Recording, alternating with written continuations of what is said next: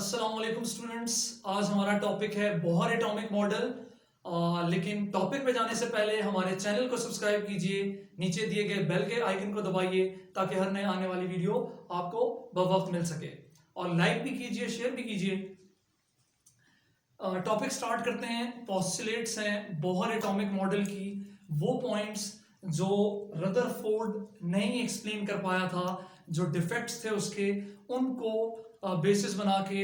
Bohr ने अपना model दिया। इवन इसके मॉडल को रदरफोर्ड बोहर एटॉमिक मॉडल भी कहते हैं, या नील्स बोहर एटॉमिक मॉडल भी कहते हैं, क्योंकि उसके जो डिफेक्ट्स थे इसने उनको उन पे काम किया और अपना एक नया मॉडल पेश किया। और सबसे पहला पॉइंट ये इसके पोस्टुलेट का कि न्यूक्लियस के इर्द गिर्द जो इलेक्ट्रॉन रिवॉल्व करते हैं सर्कुलर ऑर्बिट्स में, जिसको रदरफोर्ड ने भी ऑर्बिट कहा था, ये भी ऑर्बिट मानता है। इसने इसको नया नाम दिया शेल का भी, और इसने इसको कहा उन शेल्स को कि हर शेल की अपना एक एनर्जी लेवल होता है। अगर आप इस डायग्राम में देखें एनिमेशन में, तो आपको दिख रहा होगा कि हाइड्रोजन का एटम है, और बोहर का मॉडल सिर्फ हाइड्रोजन के एटम के लिए ही था, कि जिसमें न्यूक्लियस सेंटर में और इलेक्ट्रॉन उसके इर्द गिर्द रिवॉल्व कर रहे होते हैं।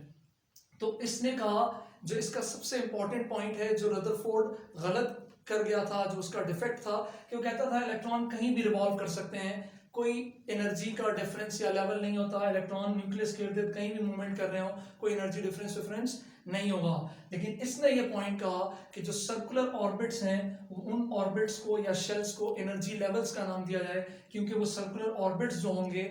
हर ऑर्बिट की अपनी एक एनर्जी होगी, हर ऑर्बिट की अपनी एक मोमेंटम होगा, हर ऑर्बिट का अपना एक वेलोसिटी होगी, हर इलेक्ट्रॉन के पास जो डिफरेंट ऑर्बिट्स में मूवमेंट करेगा, डिफरेंट एनर्जी होगी। तो अगर आप यहाँ देखें तो आपके पास जो शेल दिख रहे होंगे कि हमारे पास डिफरेंट टाइप के शेल होते हैं। तो पहले शेल को उन्होंने के रिप्रेजेंट किया, फिर अगले शेल को एल, एम, एन, इसी तरह 1 2 3, पहले शेल को 1 2 3 इस तरह नाम दिए गए, और शेल को रिप्रेजेंट करने के लिए उन्होंने स्मॉल एन को यूज किया एज अ सिंबल के तौर पे। और वो कहता है कि इस डायग्राम में अगर आप देखें तो आपको दिख रहा होगा कि सेंटर में न्यूक्लियस, और इस तरह पहला शेल, दूसरा शेल, तीसरा शेल और चौथा शेल, और पहले, दूसरे और तीसरे शेल को उसने रिप्रेजेंटेशन के लिए के, एल, एम, एन के नाम दिए। और वो ये भी कहता है कि हमारे पास के न्यूक्लियस से जितने दूर जाते जाएंगे, एनर्जी भी बढ़ती जाएगी, और इसी तरह डिस्टेंस, इन एनर्जी और डिस्टेंस शेलों का बढ़ता जाता है जितना वो न्यूक्लियस से दूर जाते जाते हैं। तो ये पॉइंट है इसका, जो आपको ये डायग्राम में दिख रहा है कि शेल्स भी दिख रहे हैं और रिप्रेजेंटेशंस भी दिख रही है, कि पहले शेल को के, दूसरे को एल, तीसरे को एम, और इसी तरह एन शेल कहा गया।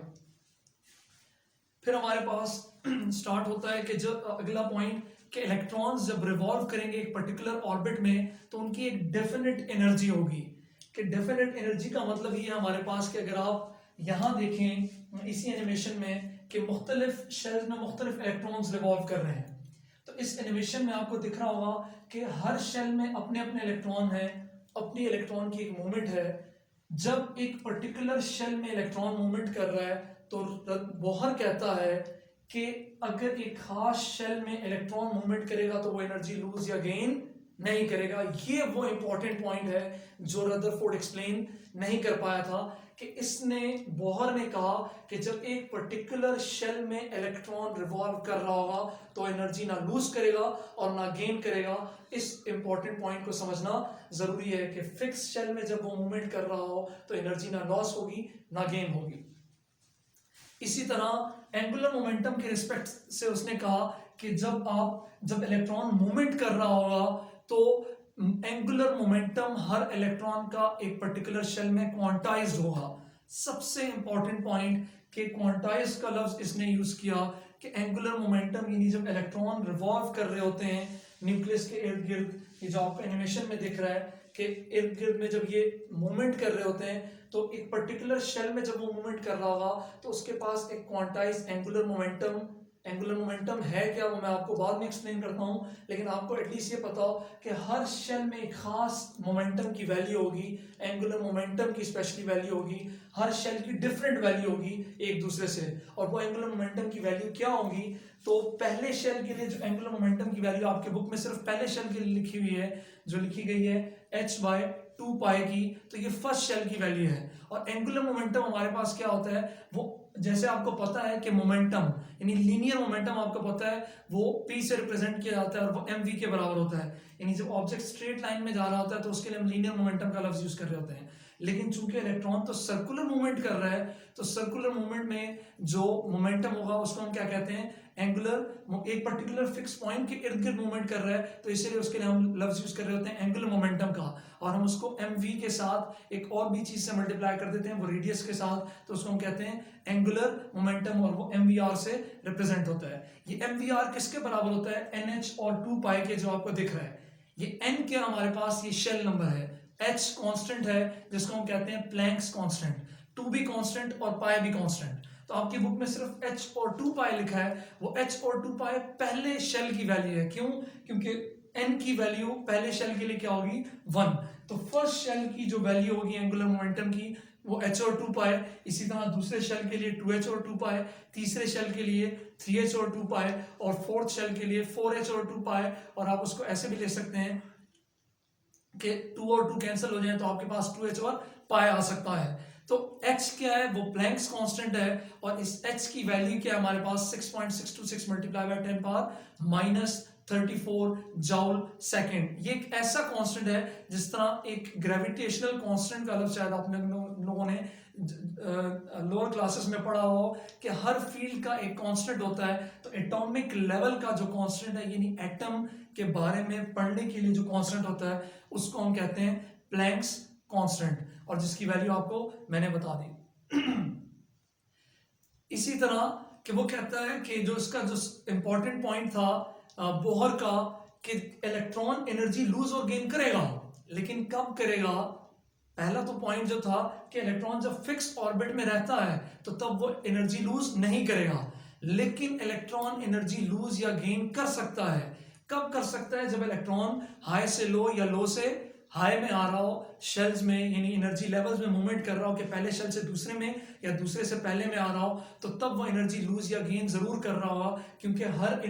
हर शेल की अपनी एक एनर्जी होती है। जैसे आप इस डायग्राम में देखें कि जब ये इलेक्ट्रॉन मूवमेंट कर रहा होता है तो हाई से लो में भी जंप कर रहा है और लो से हाई में भी जंप कर रहा है, तो उस दौरान इसको एनर्जी गेन या लूज करनी होगी, इसीलिए आपको स्पेक्ट्रम रिलीज होते हुए दिख रहे होंगे, वेव्स रिलीज होते हुए दिख रहे होंगे कि जब ये इलेक्ट्रॉन मूवमेंट कर रहा होता है तो आपको दिख रहा है कि जब ये लोअर से हाई में जा रहा है शेल में तो तब ये एनर्जी एब्जॉर्ब कर रहा है, और जब ये हाई से लो में आ रहा है तो तब ये एनर्जी क्या कर रहा है, रिलीज कर रहा है। तो इस इक्वेशन में आपको दिख रहा है कि delta E is equal to E2 minus E1, ये जो डेल्टा है यानी ट्राइंगल है, ये आपको शो कर रहा है डेल्टा चेंज इन एनर्जी को, E2 माइनस E1, E2 कोई भी शेल की एनर्जी है और E1 भी दूसरे किसी शेल की एनर्जी है। तो जब एक शेल से दूसरे शेल में मूवमेंट करेगा एनर्जी लूज करेगा और या गेन करेगा। कब वो लूज करेगा, जब वो हाई शेल से लो में आएगा तो तब वो एनर्जी लूज करेगा, और जब वो लो शेल से हाई में जाएगा तो तब वो एनर्जी क्या कर रहा होगा, गेन कर रहा होगा। ये पोस्टुलेट्स किसके थे, बोहर एटॉमिक मॉडल के थे। और सबसे जो इंपॉर्टेंट पॉइंट आपको याद रखने हैं कि बोहर ने कहा कि फिक्स्ड एनर्जी लेवल्स होते हैं, जबकि रदरफोर्ड ने ये नहीं कहा था कि फिक्स एनर्जी लेवल्स होते हैं। बोहर ने कहा कि जब एक फिक्स शेल में मूवमेंट करेगा तो कांस्टेंट होगी एनर्जी, और जब एक शेल से दूसरे शेल में मूवमेंट जंप करेंगे तो तब एनर्जी रिलीज और एब्जॉर्ब हो सकती है, लॉस या गेन हो सकती है। ये था हमारा बोहर एटॉमिक मॉडल। हमारे चैनल को लाइक भी कीजिए, इसी तरह कमेंट्स कीजिए। अगर आपको कोई चीज़ समझ नहीं आ रही हम इंशाल्लाह उसके आंसर्स करेंगे। अपने दोस्तों में शेयर कीजिए, अपने बड़ों को जो आपके फर्स्ट ईयर सेकेंड ईयर में भाई हैं वगैरह उनको ही बताइए कि हमारे चैनल में फर्स्ट ईयर और सेकेंड ईयर से रिलेटेड भी वीडियोस हैं, उनको वो देखें। और इसी तरह वो अपने दोस्तों में शेयर कीजिए ताकि चैनल जितना अच्छा चलता जाएगा, जितना आप लोग हमें सपोर्ट करेंगे उतना इफेक्टिव काम हम कर सकेंगे। बहुत शुक्रिया।